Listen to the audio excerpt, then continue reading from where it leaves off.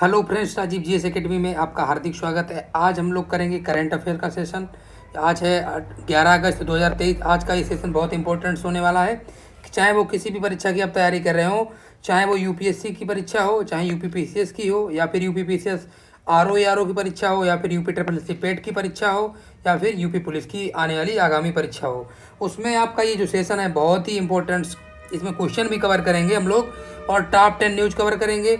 उसके साथ एमसीक्यूज भी प्रैक्टिस करेंगे। ये देखिए, इस तरीके से इसमें क्वेश्चन दिए हुए हैं, आपको दिखा देते हैं। आप लोग वीडियो को पूरा नहीं देखते हैं, ये क्वेश्चन बहुत ही इंपॉर्टेंट्स है। ये देखिए क्वेश्चन दिए हुए हैं, इस तरीके से क्वेश्चन दिए हुए हैं। इनको हम अच्छे से भी कवर करेंगे। पहले पूरा थ्योरी पढ़ाएंगे आप लोगों को, पूरा थ्योरी कवर अच्छे से करेंगे। उसके बाद हम लोग इसकी प्रैक्टिस करेंगे। चलिए, इसमें जो हम प्रमुख बिंदु कवर कर रहे हैं इस वीडियो के माध्यम से, उनको जान लेते हैं। इसमें सबसे पहले हम कवर करेंगे राष्ट्रीय समाचार, अंतर्राष्ट्रीय समाचार, उसी के साथ खेल कूद, पुरस्कार एवं सम्मान, महत्वपूर्ण दिवस, बैंकिंग व अर्थव्यवस्था, नवनियुक्तियाँ, उसी के साथ निधन, विज्ञान व प्रौद्योगिकी, विविध घटनाएं। दोस्तों, यदि आप आरओ एआरओ परीक्षा की तैयारी कर रहे हो तो आप पेड पीडीएफ नोट्स ले सकते हैं सभी, यानी किसी भी सब्जेक्ट के।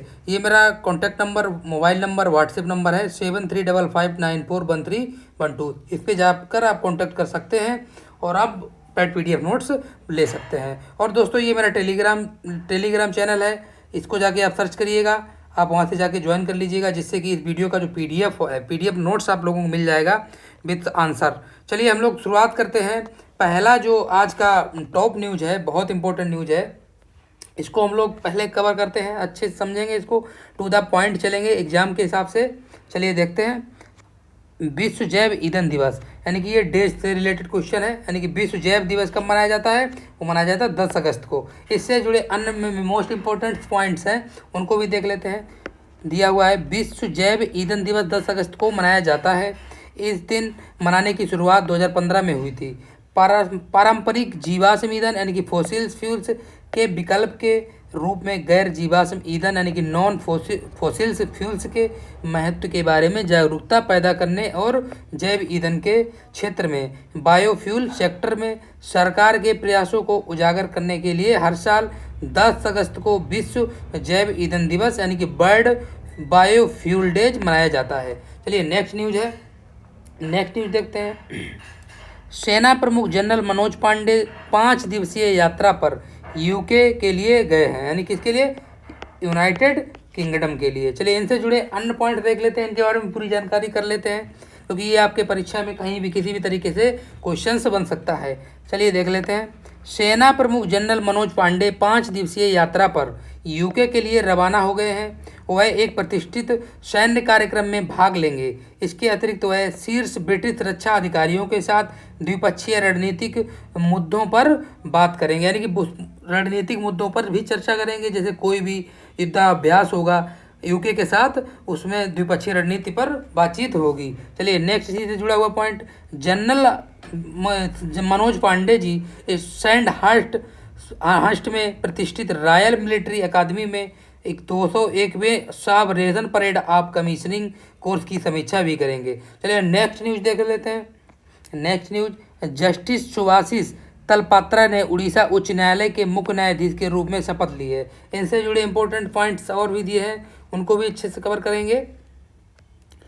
जस्टिस सुभाषिष तलपात्रा ने उड़ीसा उच्च न्यायालय के मुख्य न्यायाधीश के रूप में शपथ ली है। नेक्स्ट पॉइंट, उड़ीसा के राज्यपाल प्रोफेसर गणेश लाल ने, यानी कौन, किसकी बात हो रही है? यानी कि यहाँ से क्वेश्चन बन से ये भी क्वेश्चन बन सकता है अगर किसी भी वनडे एग्जाम की तैयारी कर रहे हैं कि उड़ीसा राज्य के राज्यपाल कौन है, तो आगे राज्यपाल जो हैं वो हैं प्रोफेसर गणेशी लाल जी। उड़ीसा उच्च न्यायालय परिसर में एक समारोह में नए मुख्य न्यायाधीश को पद की शपथ दिलाई गई। नेक्स्ट पॉइंट इसी से जुड़ा हुआ, जस्टिस सुभाषिष तलपात्रा उड़ीसा उच्च न्यायालय के 33वें मुख्य न्यायाधीश के रूप में न्यायमूर्ति एस मुरलीधर का स्थान लिया है। नेक्स्ट न्यूज है, नेक्स्ट न्यूज देखते हैं। गुजरात सरकार ने एक जिला एक उत्पाद ओडी यानी कि ओडीओपी योजना लागू की है। यहाँ से क्वेश्चन बन सकता है, हाल ही में ओडीपी योजना लागू करने वाला कौन राज्य बन गया है? गुजरात राज्य बन गया। इससे जुड़े ओडीपी से यानी कि ओडीओपी से जुड़े हुए अन्य फैक्ट देख लेते हैं जो गुजरात राज्य से ही रिलेटेड है, गुजरात से रिलेटेड पॉइंट्स हैं। ये भी किसी अन्य तरीकों से क्वेश्चन से बन सकते हैं। चलिए देख लेते हैं। गुजरात सरकार ने अपने स्वदेशी उत्पादों को अंतर्राष्ट्रीय स्तर पर बढ़ावा देने के लिए 58 करोड़ रुपए के अनुदान के साथ एक जिला एक उत्पाद यानी कि ODOP की योजना लागू की है। इस योजना के तहत राज्य के 21 जिलों में से 25 से अधिक हस्तशिल्प उत्पादों का चयन किया गया है। ODOP यानी कि किसकी बात हो रही है? ODOP पहल का उद्देश्य देश के सभी जिलों में संतुलित क्षेत्रीय विकास को बढ़ावा देना है, जिससे सभी क्षेत्रों में समग्र सामाजिक आर्थिक विकास संभव हो सके। अब हम लोग जानेंगे गुजरात राज्य के बारे में अनइम्पोर्टेंट फैक्ट। जैसे कि राजधानी जानेंगे। सबसे पहले गुजरात राज्य की राजधानी जो है गांधीनगर है। वहाँ के मुख्यमंत्री वर्तमान में जो है वो है भूपेंद्र रजनीकांत पटेल, और जो गुजरात राज्य के राज्यपाल हैं वो हैं आचार्य देवव्रत। चलिए नेक्स्ट न्यूज को देख लेते हैं। हरियाणा सरकार 6134 करोड़ रुपए की लागत से बांध बनाने की योजना बना रही है। इससे जुड़े अन्य फैक्ट देख लेते हैं। हरियाणा सरकार 6134 करोड़ रुपए की लागत से बांध बनाने की योजना बना रही है। इसी के साथ इसमें 14 किलोमीटर लंबा जलाशय होगा और इसे यमुनानगर जिले में हथनी कुंड बैराज से लगभग 4.5 किलोमीटर ऊपर की ओर बनाया जाएगा। एक बार परियोजना पूरी हो जाने पर राज्य को 250 मेगावाट बिजली के उत्पादन के अलावा सिंचाई, जल, भूजल पुनर्भरण और जलीय कृषि की अधिक उपलब्धता होगी। इससे जुड़े इंपॉर्टेंट्स और भी पॉइंट्स हैं, उनको भी हम अच्छे से समझ लेते हैं। इसके जलाशय की क्षमता लगभग 10.82 लाख क्यूसेक होगी। इसमें दिल्ली और हरियाणा राज्य में नदी के आसपास के इलाकों में यमुना के कारण आने वाली बाढ़ को रोका जा सकेगा। बांध क्षेत्र की सीमा उत्तराखंड और उत्तर प्रदेश से भी लगती है।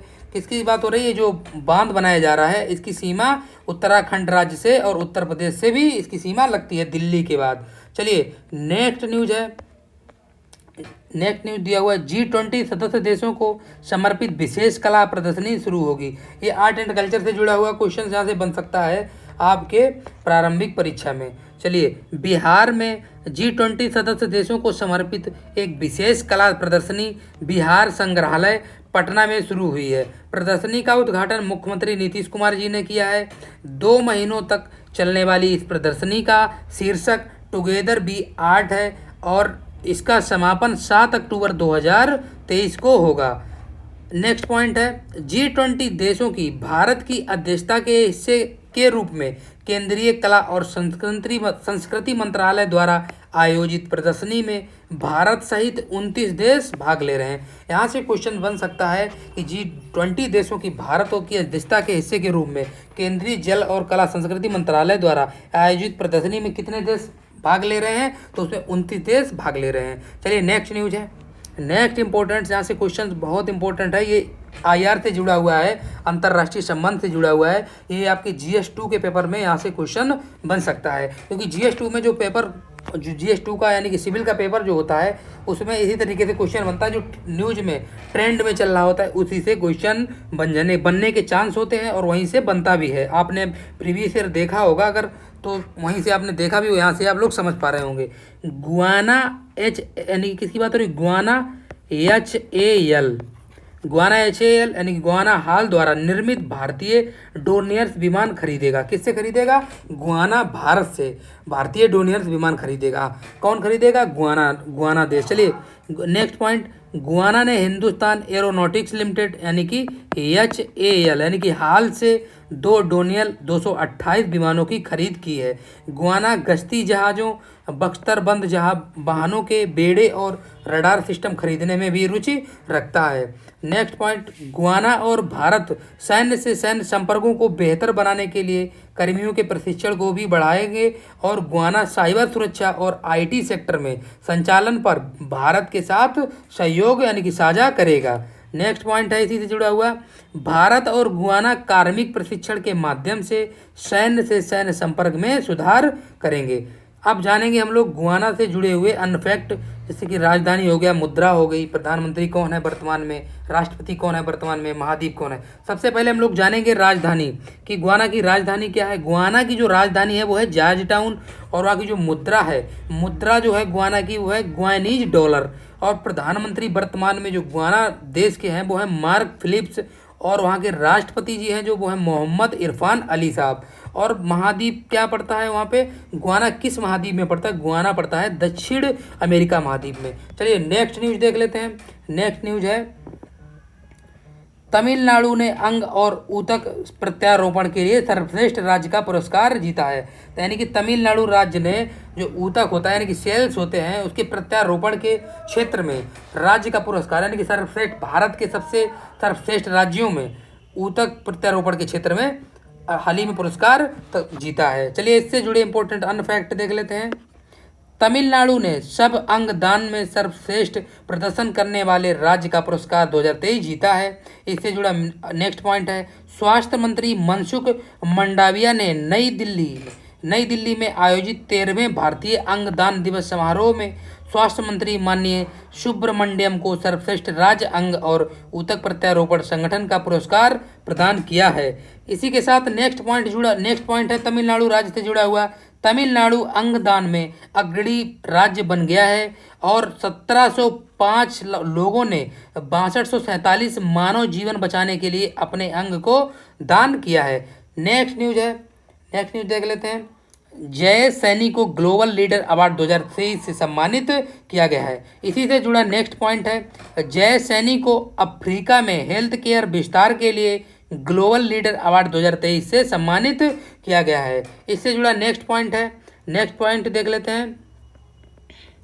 जय सैनी के नेतृत्व में लाइफ केयर ग्रुप में केन्या के 5 प्रमुख हिस्सों में अस्पतालों के साथ पूर्वी अफ्रीका में स्वास्थ्य सेवाओं का विस्तार किया गया है और अफ्रीका विभिन्न क्षेत्रों में 10 और अस्पतालों की योजना बनाई गई है। नेक्स्ट पॉइंट, केन्या के 5 प्रमुख हिस्सों में कौन कौन से हिस्से हैं उनको जान लेते हैं। एक पहला हिस्सा है बुंगोमा, दूसरा है एल्डोरेट, तीसरा है किकुयू, और जो चौथा है वो है मेरू, और पांचवा है मिगोरी में पहले से ही स्थापित लाइफ केयर अस्पतालों के साथ सैनी का जुनून उन्हें अफ्रीका के विभिन्न क्षेत्रों में 10 अतिरिक्त अस्पतालों की नींव रखने के लिए प्रेरित करता है यानी कि मोटिवेट करता है।